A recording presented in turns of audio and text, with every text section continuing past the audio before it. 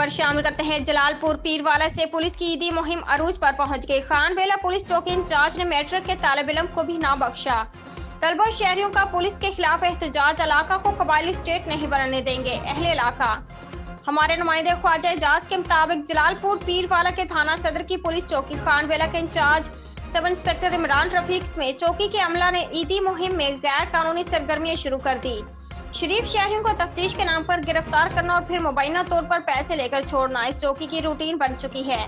रोज के इन मामलात से खानबेला के शहरी आजिज आ गए। गुज़श्ता रात चौकी इंचार्ज ने टाउट माफिया के इशारे पर मैट्रिक क्लास के तालिब इल्म जैन को, जिसके मैट्रिक के पेपर्स भी हो रहे हैं, को गिरफ्तार करके नामालूम मुकाम पर मुंतकिल किया और छोड़ने के एवज लाखों रुपए तलब किए। मीडिया के इल्म में तालिब इल्म की गिरफ्तारी के मालूमात मिलने पर तालिब इल्म को पुलिस ने रहा कर दिया। आए रोज के पुलिस चौकी खानबेला के इन ज्यादतियों के खिलाफ तलबा और शहरी सरापा एहतजाज बन गए।